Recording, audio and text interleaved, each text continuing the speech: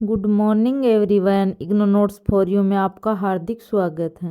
अभी तक हमारे चैनल को शेयर और सब्सक्राइब नहीं किया तो प्लीज हमारे चैनल को शेयर और सब्सक्राइब करना ना भूलें। आज हम BHDC 101 की यूनिट नंबर 12 पढ़ेंगे। इस यूनिट का नाम है रीतिकालीन काव्य की प्रमुख प्रवृत्तियां का भाग 1 है। ये 13 में भाग 2 है। इसमें पहले है उद्देश्य।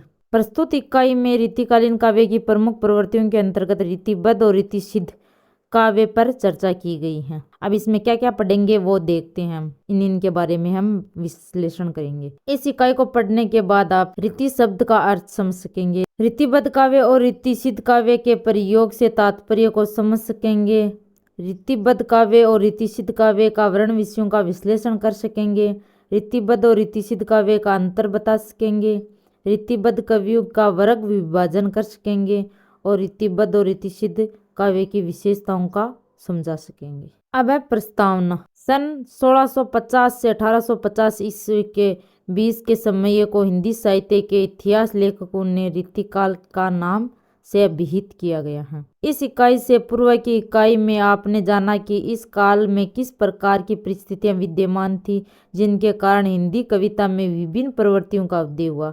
यह वह समय है जब समस्त हिंदी भाषी भारत और उनके आसपास के क्षेत्रों में मुगलों का आधिपत्य स्थापित हो गया था तथा सामान्य रूप से यहाँ के हिंदू राजा लंबे समय तक अपनी प्रभुता बनाए रखने के लिए मुसलमानों से जूझने के बाद अब इनकी दीनता स्वीकार कर चुके थे। ऐसी स्थिति में शासक वर्ग के भीतर विलासिता उत्पन्न होना स्वाभाविक था। इनके लिए राज दरबारों में कवियों के आश्रय दिया था और वे अपने आश्रयदाता राजा नवाबों को कामोत्तेजक और श्रृंगारी कविता सुनाकर उनका मनोरंजन करते थे। दूसरी ओर कुछ शासक ऐसे भी थे जो अपने तथा अपने पूर्वजों के शौर्य पराक्रम संबंधी चर्चा से प्रसन्न होते थे। उधर हिंदू कवियों तथा शासक समुदाय में अपने देवी देवताओं के प्रति आस्था और विश्वास की भावना परंपरा से चली आ रही थी। इधर राज दरबारों में होने वाली षड्यंत्रों आदि से अपने मित्रों को सावधान करना, उनका जीवन के खट्टे मीठे अनुभवों को सुनाने के उद्देश्य से कवि लोग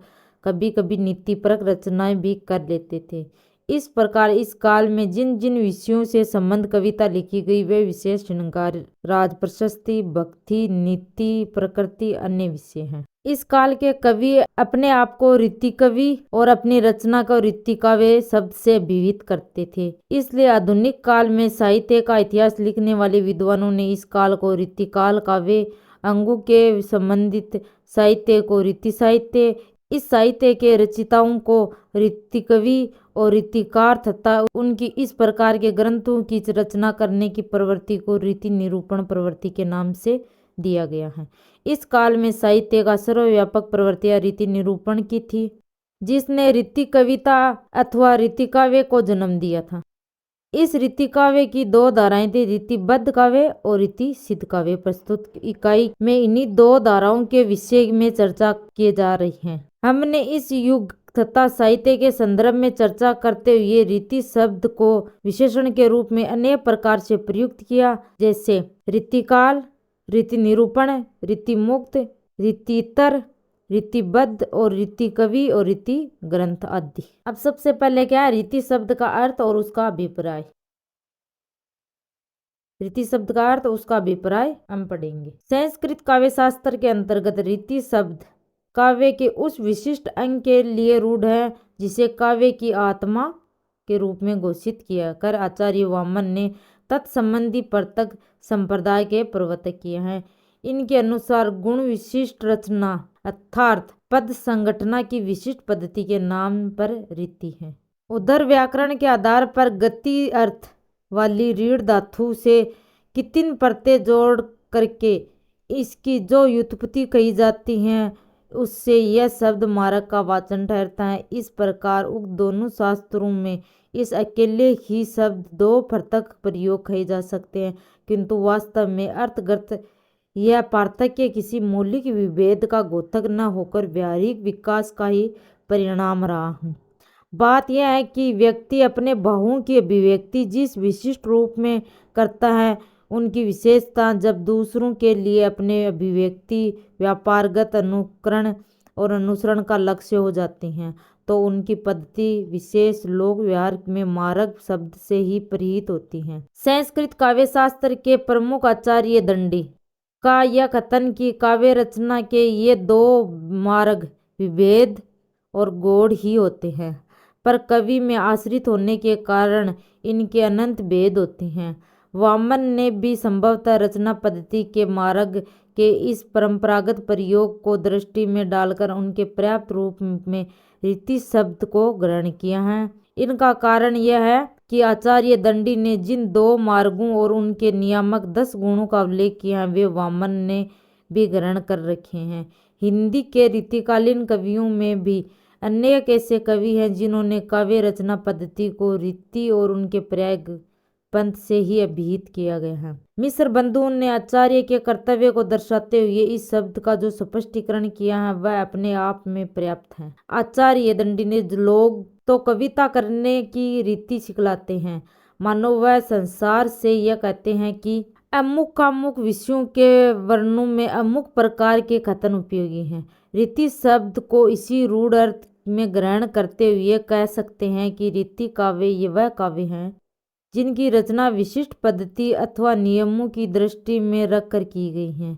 हिंदी साहित्य के उत्तर मध्यकाल अर्थात रीतिकाल में अधिकांश कवियों ने संस्कृत काव्य शास्त्र के नियमों में बंदी बंधाई परिपाटी पर ही अपना साहित्य की रचना की है। अब रीतिबद्ध और रीतिसिद्ध काव्य से क्या अभिप्राय है? रीतिकाल की 200 वर्षों की दीर्घकालावधि के बीच रचे गए साहित्य की यदि विश्लेषण करें तो ज्ञात होगा कि उनकी 2/3 से अधिक भाग ऐसा है जो काव्य के विभिन्न अंगों का विवेचन में निर्मित अथवा उन अंगों से संबंधित नियमों के अनुरूप लिखा गया है कि हिंदी साहित्य के इतिहासकारों ने रीति शब्द का उपयुक्त अर्थ की दृष्टि रखते हुए इसे रीति साहित्य अथवा रीति काव्य संज्ञा से अभिहित किया है। रचना उद्देश्य के आधार पर इस साहित्य को 3 वर्गों में विभक्त किया गया है। इनमें एक वर्ग तो है उन ग्रंथों का है जिनमें काव्य शास्त्रीय ज्ञान का प्रदर्शन ही उनके रचयिताओं का प्रमुख उद्देश्य रहा। कवित्व प्रदर्शन का प्रयत्न उन्होंने कम से कम उनके भीतर नहीं किया। दूसरा वर्ग उन ग्रंथों का है जिनमें रचयिता अपने शास्त्र ज्ञान और कवित्व के समान रूप से प्रदर्शन करना चाहता है। इनके भीतर लक्षण तो संरचित हैं ही भी सभी उदाहरण भी कवित्व की दृष्टि से ही उनके उत्कृष्ट हैं कि रस अलंकार छंद आदि के विवेचन से संबंध होने पर अपना स्वतंत्र अस्तित्व और महत्व रखते हैं। इन उदाहरणों की विशेषता इस बात में निहित है कि यह कवित्वपूर्ण होते हुए भी काव्य शास्त्रीय लक्षणों में पूर्णतः बंधे हुए हैं। काव्यांग विषय से संबंध विषय के लक्षण में जो बातें कही गई हैं उनका उनमें यथासंभव अक्षरश पालन किया गया है। जिस विषय का कवि द्वारा वर्णन किया जाता है उसे उपमेय कहे जाते हैं और जिस पदार्थ के साथ वर्णनीय विषय उपमेय की तुलना की जाती है उसे उपमान कहा जाता है। जिस कविता में इन दोनों अर्थात उपमेय और उपमान की विशेषता की तुलना की जाती है वहां पर उपमा नामक अलंकार होता है। छंद अत्यंत सरस अथवा कवित्वपूर्ण होता है। लक्षणों और उदाहरणों के इस प्रकार की समूह को रीतिबद्ध और काव्य की संज्ञा दी गई है क्योंकि इसमें अलंकार जैसे विशिष्ट काव्यांग का एक और विवेचन है। रीति काव्य में तीसरा वर्ग उन ग्रंथों का है जिनमें रचयिता लक्षण देने के चक्कर में ही नहीं पड़ा, केवल अपने कवित्व प्रदर्शन उनका उद्देश्य रहा है।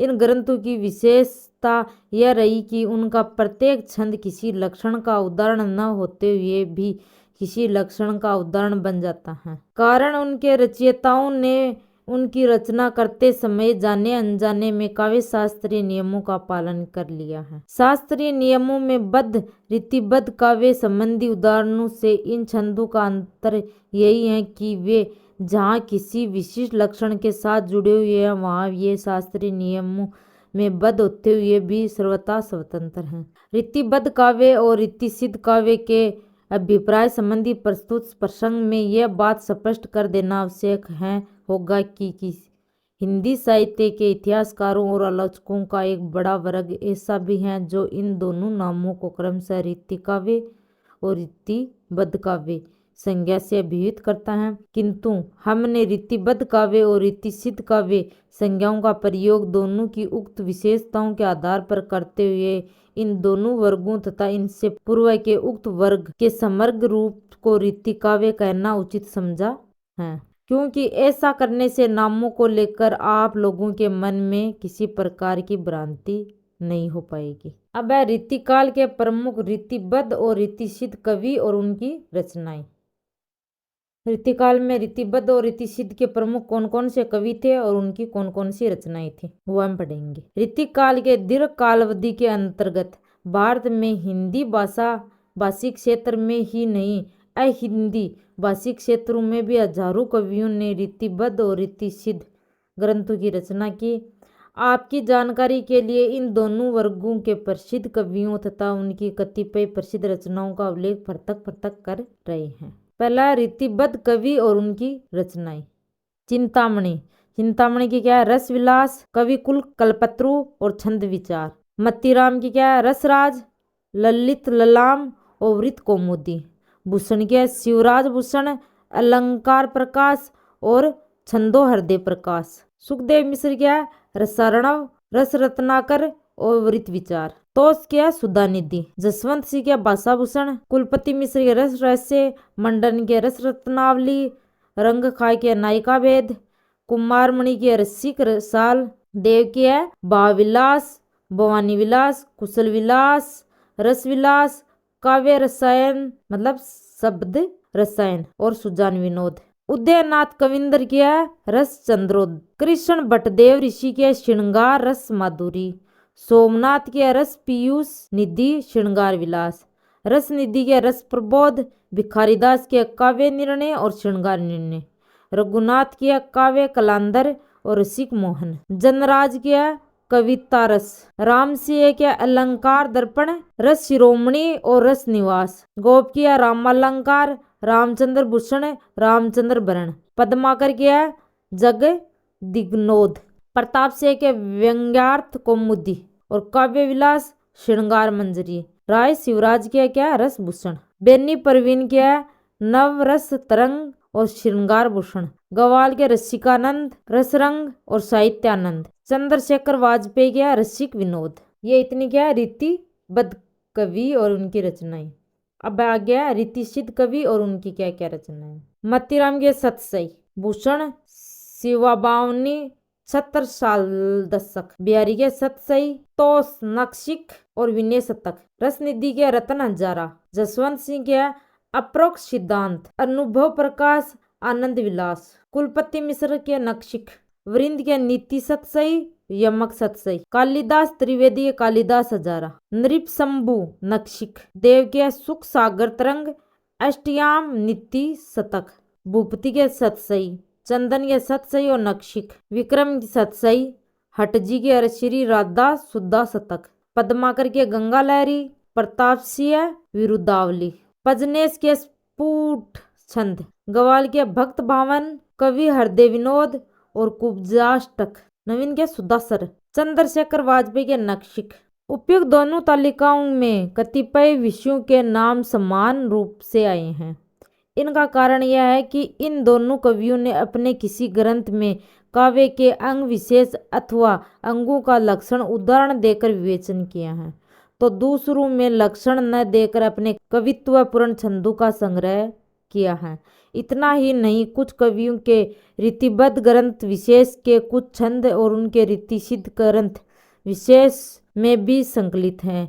इस आधार पर केवल यही कहा जा सकता है कि ये दोनों वर्गों के बीच कोई स्थूल व्यापक रेखा खींचना कठिन है। आखिर रीतिबद्धता और रीतिसिद्धता दोनों में काव्य शास्त्रीय संस्कार तो समान रूप से रहते ही हैं।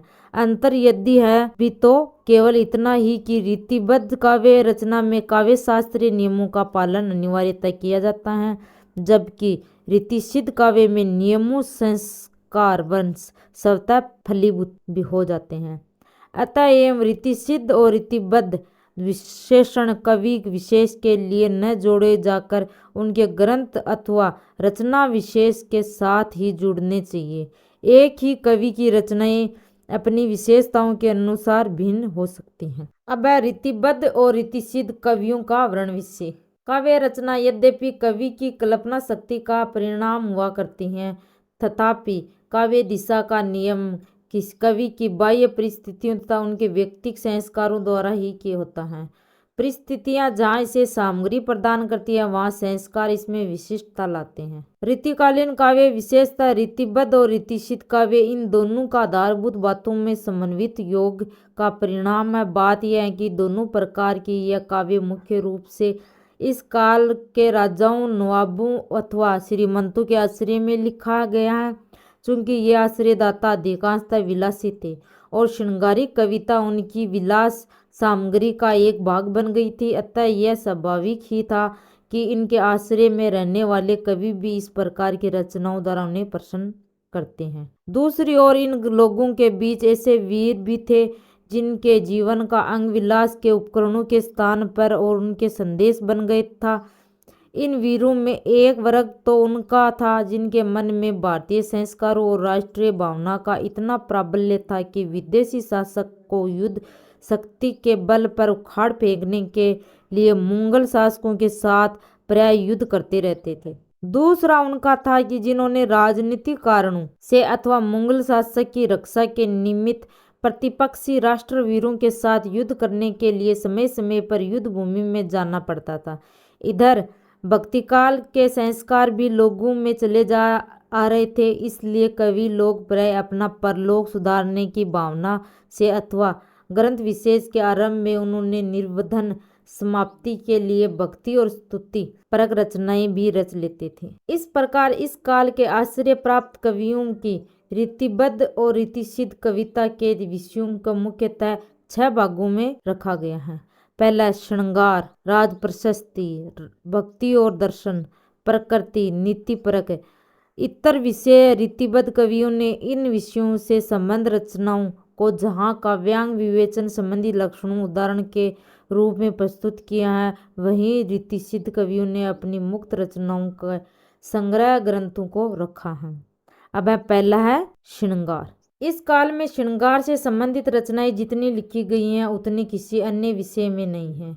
इतना ही नहीं, इनका क्षेत्र भी अपने आप में इतना व्यापक है कि ये केवल श्रृंगार रस अथवा नायक नायिका भेद निरूपण संबंधी ग्रंथों तक ही सीमित नहीं रहा, अपितु यह काव्य के अन्य अंगों तक शब्द शक्ति, अलंकार, रीतिवर्ती आदि में व्याप्त हैं।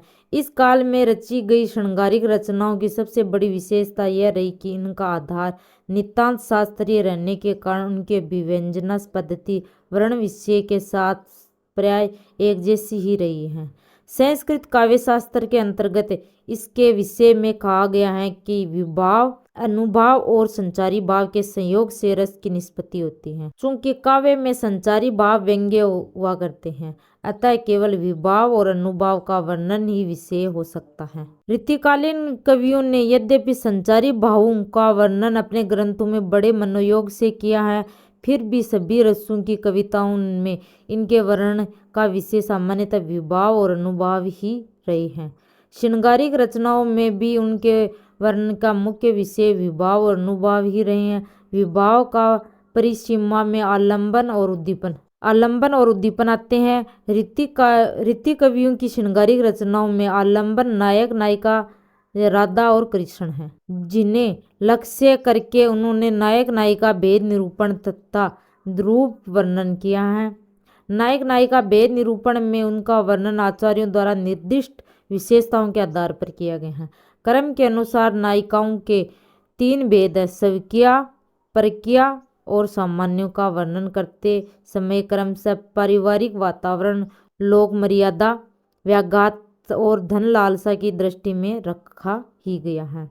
स्वकीया में वयस अनुसार मुग्धादि भेदों में जहाँ लज्जा और काम की मात्रा को अनेक प्रकार से दर्शाया गया है, वहाँ मान के अनुसार वीरादि भेदों में पति के अपराध के प्रति नायिका के तर्जन ताड़न को विभिन्न व्यापारों द्वारा प्रकट किया गया है। परकीया की इन 6 भेदों में गुप्ता, विगदा, लक्षिता, कुलटा, अनुशयना और मुदिता के वर्णन में विभिन्न चिन्हों, क्रियाओं, शारीरिक चेष्टाओं तथा परिस्थितियों की दृष्टि में रखते हुए इन्हें अनेक रूपों में प्रस्तुत किया गया है। आगे स्वर्गीय और प्रक्रिया और सामान्य की प्रोसित पड़िका खंडिता, अन्य संभोगदु खिंता, कलहारितरिता, विप्रलब्धा, उत्कंठिता, वासक सजा, स्वाधीन पतिका, प्रवतस्य प्रेयसी और अभिसारिका। इस 6 भेदों के वर्णन में साधारणतः तीनों प्रकार की अवस्थाओं तथा क्रम को दृष्टि में रखा गया है। श्रृंगार रस के आलंबन वर्णन नायक नायिकाओं के उक्त वैदग्ध्यपूर्ण वर्णन के अतिरिक्त इस काल के कवियों ने नायक नायिकाओं के रूप का वर्णन भी पर्याप्त मात्रा में किया गया है, और वह इसलिए क्योंकि आश्चर्य के हृदय में रीति भाव जागृत करने का सबसे बड़ा कारण आलंबन का सौंदर्य हुआ करते हैं। क्योंकि सौंदर्य शब्द अपने भीतर एक और दृष्टा की अभिरुचि और दूसरी ओर रूप के विषय के गुणों को भी समाहित किया करता है, जबकि कवियों की अपनी अभिरुचि इन चित्रों में उनके द्वारा प्रयुक्त नवीन उपमानों और विशेषणों से प्रकट होती है। इसके भीतर इन कवियों एक और चंद्रमा की चांदनी, कमल, सुगंधित पवन, चंदन, कपूर आदि कमोद्दीपक वस्तुओं और मधुर वातावरण के विधायक समस्त मानवेतर पदार्थ को प्रस्तुत किया है, तो दूसरी ओर नायक नायिका के वस्त्राभरणों, नायिकाओं के भावाधिक चेष्टाओं, अलंकारों, नायक के विभिन्न गुणों, व्यापारों और नायिकाओं की सखियों, नायक के सहायकों और नायक अथवा नायिकाओं की दूतियों की उक्तियों को नियोजित किया है। कहीं पर इसके द्वारा नायिका की रति क्रीड़ा विषयक शिक्षा दी गई है, कहीं पर परिहास, कहीं नायक को नायिका अथवा नायिका को नायक के अनेक गुण बताए गए हैं। इसके अतिरिक्त ऐसे भी स्थल हैं जहाँ नायक अथवा नायिका अपने इष्ट को ले आने के लिए अनेक गिड़गिड़ाहट और उनके द्वारा मिला देने का वचन वर्णन है। इसी प्रकार नायिकाओं के आभूषणों और उनकी वेशभूषा के अनेक रंगीन और भड़कीले चित्र उपस्थित किए गए हैं। विभाव के पश्चात रस का दूसरा वर्णनीय अंग अनुभाव आता है। उद्दीपन विभाव के समान अनुभावों की संख्या भी यद्यपि अनिश्चित है, किंतु इन्हें भी स्थान भेद के अनुसार मुख्य रूप से 3 वर्गों में विभक्त किया गया है: कायिक, वाचिक और सात्विक। इनमें कायिक अनुभावों के परिसीमा के अंतर्गत आश्चर्य की वे शारीरिक चेष्टा आती हैं जो अपने विशिष्ट भाव को व्यक्त करने के लिए शरीरावयों द्वारा करता है, जबकि सात्विक भाव उसके मन को होने वाली उस भाव का सुख और दुखांतात्मक अनुभूति के परिणाम स्वरूप उसके शरीर पर स्वतः व्यक्त विशिष्ट परिवर्तनों को कहा जा सकता है। रीतिकालीन श्रृंगारिक रचनाओं में यद्यपि इन तीनों का वर्णन हुआ है, तथापि कायिक अनुभाव संबंधी सूचनाएं दूसरों वर्गों के अनुभवों की तुलना में सर्वाधिक है। वाचिक अनुभवों का वर्णन भी पर्याप्त मात्रा में हुआ है। विभावों और अनुभवों के अतिरिक्त श्रृंगार रस के 2 भेद संयोग और वियोग भी काव्य के में प्रत्यक्ष वर्णन के विषय में हुआ करते हैं। इनमें संयोग के वर्णन के अंतर्गत आलंबन और आश्चर्य की पारस्परिक हास्य, परिहास, आलिंगन, चुंबन आदि वे सभी व्यापार आ जाता है जिनमें उनका मानसिक और शारीरिक नैकट्य प्रकट होता है। वियोग के अंतर्गत उनके शरीर और मन की वे सभी दशाएं और चेष्टाएं, उक्तियां आती हैं जो उनके शरीर अथवा मानसिक पार्थक्य की व्यंजना करती हैं। अब है दूसरा राज प्रशस्ति। श्रृंगार के पश्चात राज प्रशस्ति रीतिबद्ध कवियों के वर्णन का दूसरा महत्वपूर्ण विषय है। इस विषय से संबंध रचनाएं एक और तो अलंकार और पिंगल का निरूपण विषयक उन ग्रंथों में उपलब्ध होती हैं जो किसी आश्रयदाता की आज्ञा से अथवा उसे प्रसन्न करने के लिए लिखे गए हैं, और दूसरी ओर उन ग्रंथों तथा स्फुट ग्रंथों के रूप में मिलती हैं जो आश्रयदाता अथवा उनके किसी पूर्वज के जीवन की महत्वपूर्ण घटनाओं आदि को पदबंध करने के उद्देश्य से रचे गए हैं।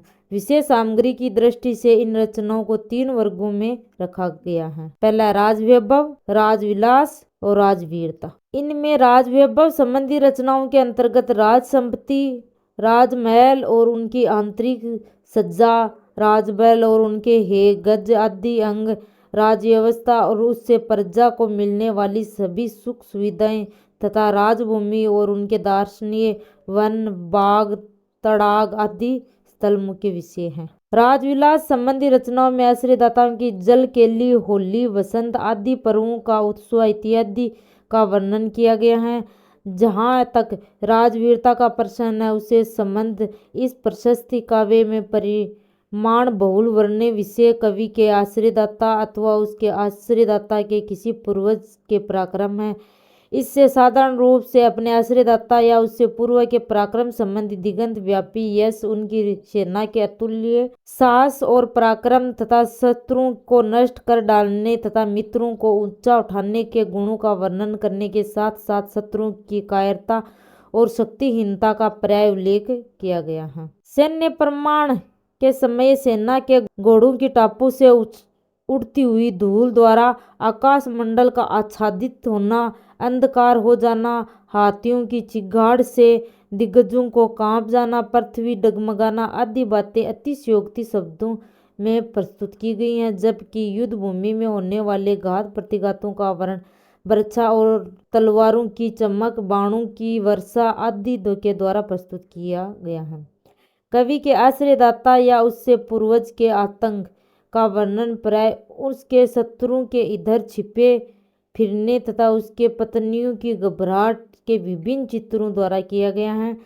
शत्रु पत्नियों की दयनीय दशा के चित्र भी इस विषय की रचना के विशेष स्थान रखते हैं। अब आगे आता है तीसरा है भक्ति और दर्शन। रीतिबद्ध और रीतिसिद्ध कवियों की कविता का तीसरा वर्ण विषय है भक्ति और दर्शन। इससे संबंध रचनाएं मुख्यतः 3 वर्गों में विभक्त हैं। पहला, ग्रंथ की निर्विघ्न समाप्ति के लिए गणेश, सरस्वती आदि देवी देवताओं की स्तुति के रूप में। दूसरा है स्फुट छंदों के अतिरिक्त रीति निरूपण के प्रसंग में यंत्र तंत्र अलंकार आदि के उदाहरण के रूप में। तीसरा, तत्व चिंतन अथवा भक्तिपरक स्वतंत्र काव्य ग्रंथों के रूप में। इनमें प्रथम वर्ग की रचनाओं में परंपराओं का निर्वहन करते हुए कवियों के इच्छा अनुसार विभिन्न देवी देवताओं की स्तुति संबंधी छंद रच डाले।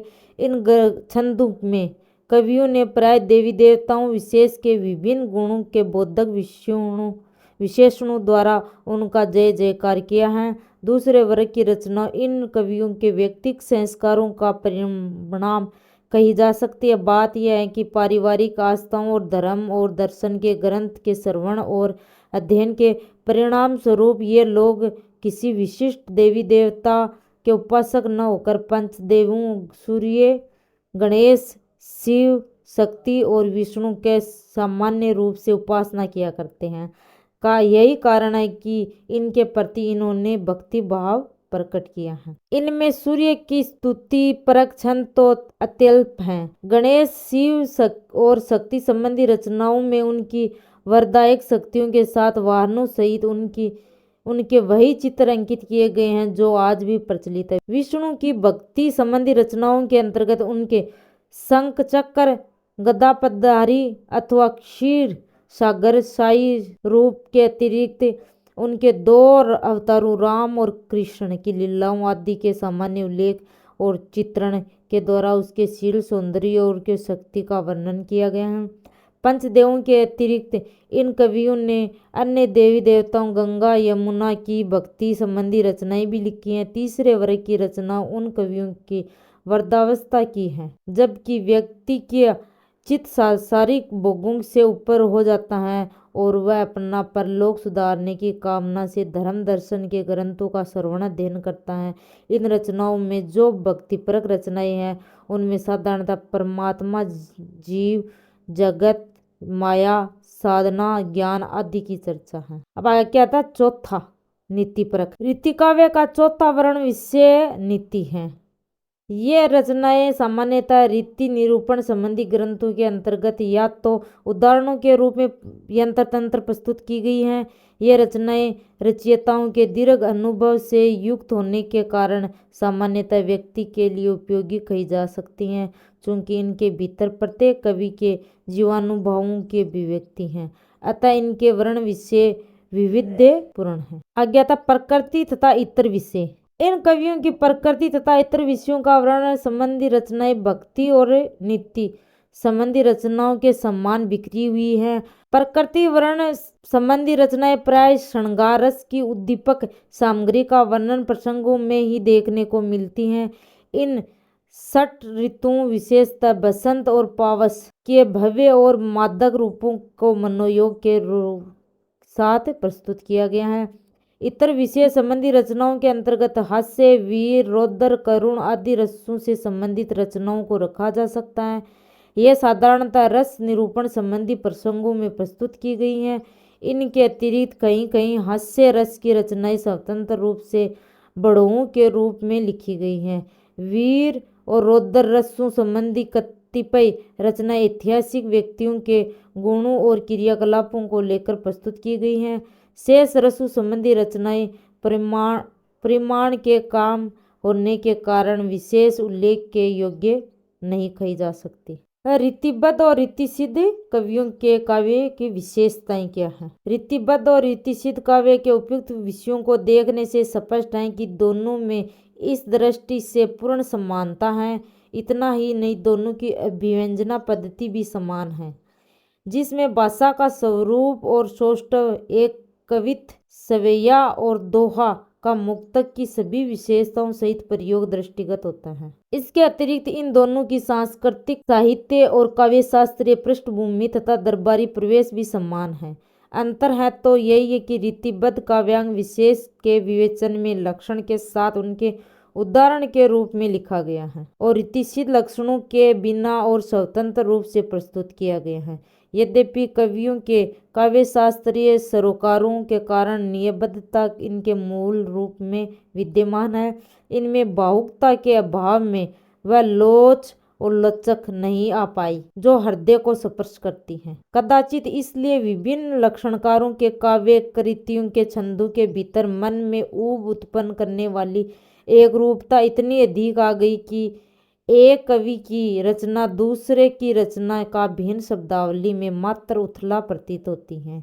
इसके विपरीत रीतिसिद्ध कवियों के समक्ष इस प्रकार की कई व्यवस्था न रहने के कारण उन्हें इतनी अधिक स्वतंत्रता प्राप्त रही है कि कल्पना की परतों का पूर्ण प्रसार कर वे अपनी अनुभूति और अभिव्यक्ति दोनों में एक प्रकार की ताजगी उत्पन्न कर गई। वहीं उनकी अभिव्यक्ति धारदार होकर अपेक्षाकृत अधिक पेनी हो गई।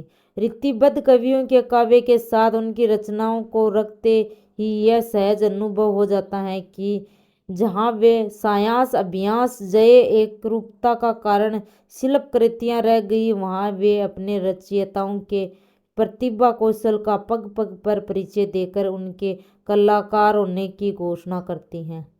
किंतु इसका अर्थ यह कदापि नहीं कि रीतिबद्ध काव्य असुंदर हैं और कवि उनकी रचनाएं यथावत करते रहे। इन ग्रंथों में रीतिसिद्ध कवियों के समान ही प्रतिभाशाली कलाकार के रूप में दृष्टिगत होते हैं।